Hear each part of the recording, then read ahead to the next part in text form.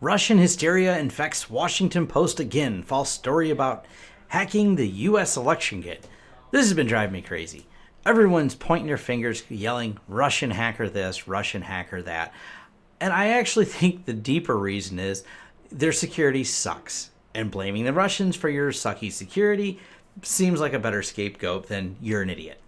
I hate to say it like that, talking about our politicians and things like that are getting in trouble, but they're doing really, really bad security practices. There's a reason some larger companies, let's say Google, for instance, isn't losing millions of users, pieces of information. It's because they understand security better, and a lot of our government does not.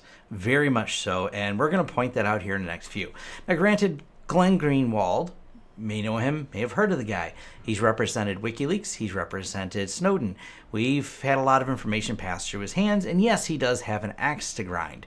And that's because of this from 2011, which was the H.B. Gary incident. Spend some time reading about it. You'll be dumbfounded at the lengths our government was going through to literally, just read this here. This is from H.B. Gary's plan of attack to simply discredit journalists overseas to stop them working with WikiLeaks. They were targeting Glenn to try to stop. So our government was going to quash free speech of a journalist for talking about WikiLeaks and create a series of false documents against WikiLeaks to try and frame them. This was our government hiring H.B. Gary. It was an entire disaster because they attacked Anonymous, the hacker group, hacktivist group, and Anonymous pretty much owned them and then dumped all their files on the internet.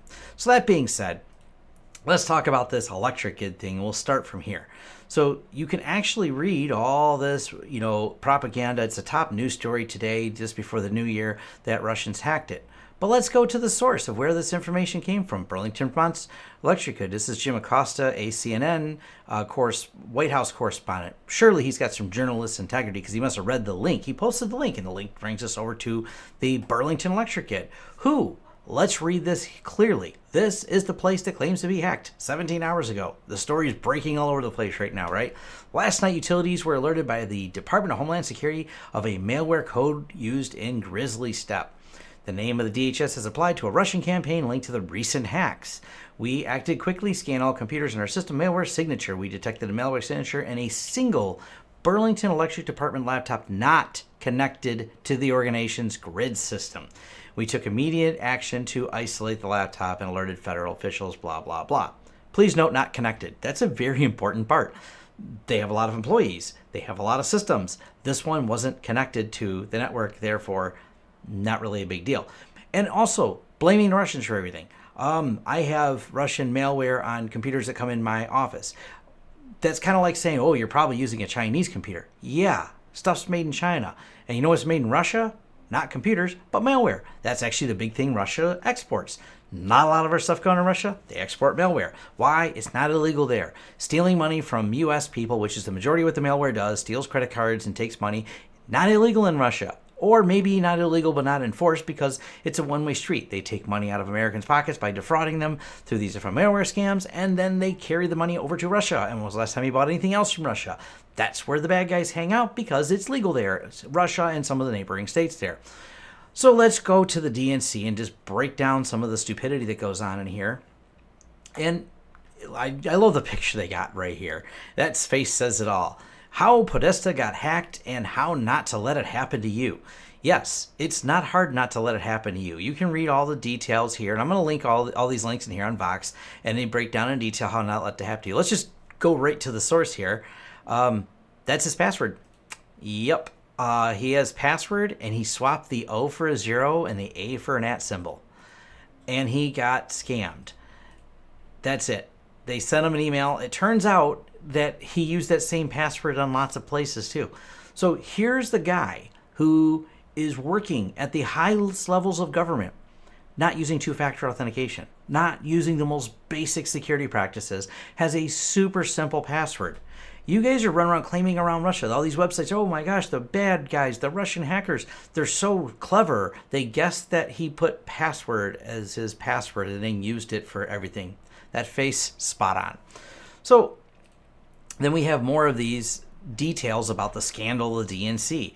And this is where it gets even stupider to me. This is just the DNC's fumbling the encounter with the FBI. Basically, the FBI called them. They didn't think it was FBI. They thought it was a joke.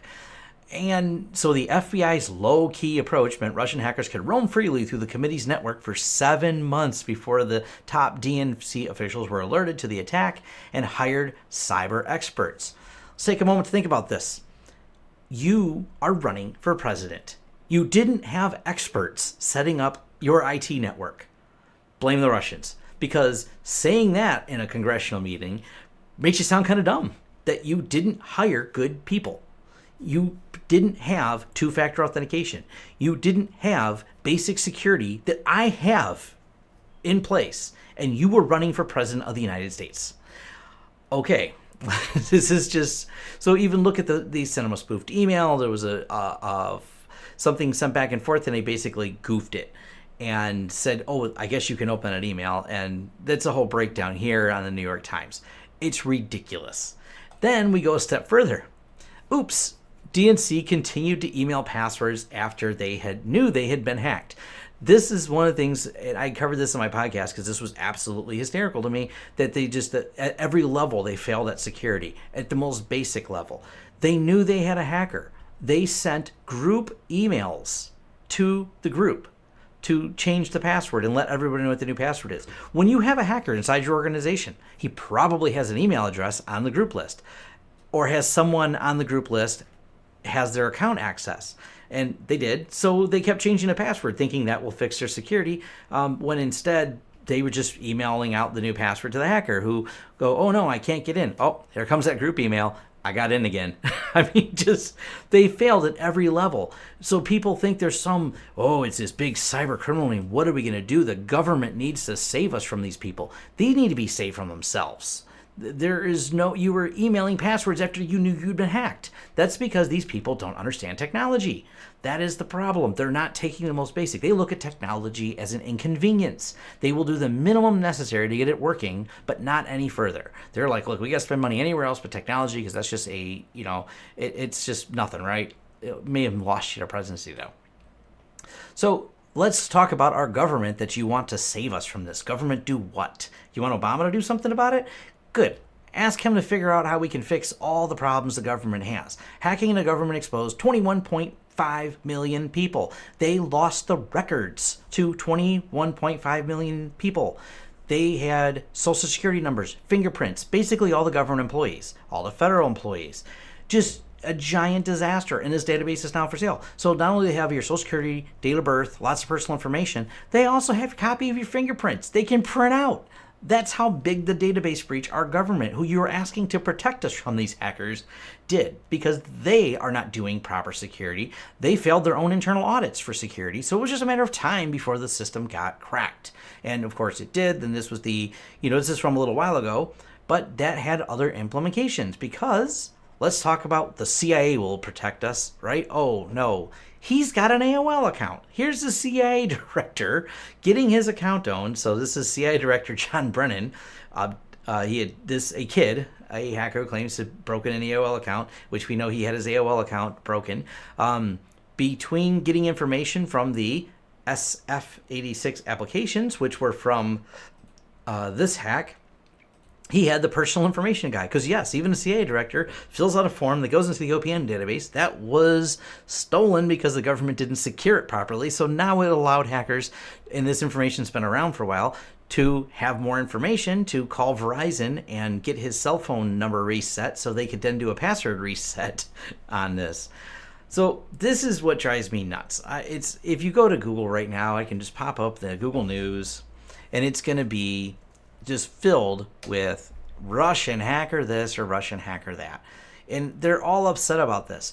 The most basic levels of security have been ignored. Russian linked malware found on an electronic laptop. Apparently, they haven't read the post that it was a laptop owned by them, but the connection's really, really good. But man, this makes a great clickable headline. That's a lot of what the goal is here, is to make headlines, because you've got to have a reason to click on all these links, because then they get money from ads. That's kind of how that works for them. And the churn continues, and no one wants to really admit that the guy who linked all the DNC stuff, and just the perfect caption of his face, His password, he had simply substituted the A with an @ symbol and the O with a 0 and set his password to that.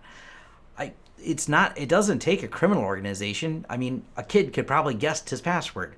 And I think the most shocking thing, and I've read through some of these, what shocks some of the other hackers sometimes is we didn't expect the password to be that dumb.